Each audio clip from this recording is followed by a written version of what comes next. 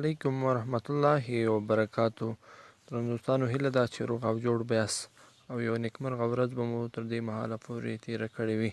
درنو دوستانو، زه یم زاهد، یو ځل بیا د افغان ټایپس له چینل څخه ستاسو درانه حضور ته حاضر شوی یم.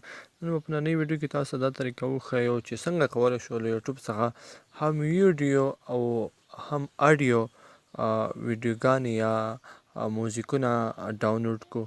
نو درنو دوستانو، د ویډیو د شروع کېدو څخه دمخه مو که زموږ چینل نه وي سبسکرایب کړی، سبسکرایب یې کړئ او ورسره څنګ کې د ګنټۍ نشان هم ووهئ، ځکه چې موږ په هره ورځ په دې چینل کې نوې ویډیوګانې اپلوډ کوو تر څو تر تاسو پورې هم در ورسیږي. نو درنو دوستانو، راځه د ویډیو په طرف. نو دوستانو، تاسو به د موبایل په سکرین کې وینئ دغه د سنوپ ټیوب په نامه چې کوم اپلیکیشن دی، تاسې به له پلی سټور څخه ډاونلوډ کړئ. کله مو چې ډاونلوډ کړ نو تاسو دې ته به لاړ شئ. نو کله مو چې په دې باندې کلیک کړو، دلته به د یوټوب کې چې تاسې کوم شیان یا کوم سرچ ورکوئ هغه ډاونلوډولی شئ. نو زه دلته د مثال په ډول اوس ورکومه کرکټ، زه ورکومه سرچ کومه،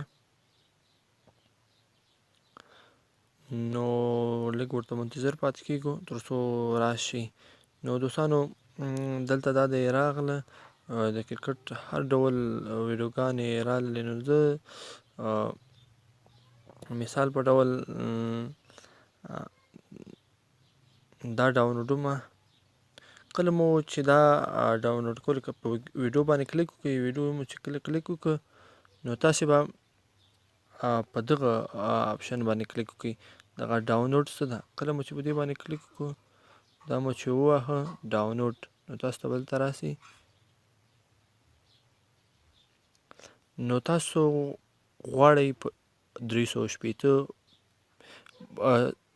هغه په اندازه یې را ډاونلوډ کړئ، 220 HD باندې ډاونلوډ کړئ، 1080 HD باندې ډاونلوډ کړئ. نو دغه چې ده دا د ویډیو سایزونه دي.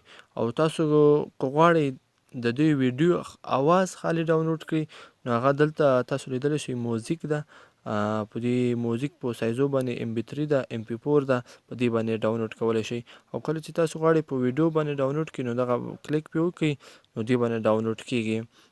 نو دا نننۍ ویډیو هیله ده چې خوښه شوې مې وي او د نورو دوستانو سره یې هم شیر کړئ تر څو نور دوستان هم ورڅخه استفاده وکړي. مننه.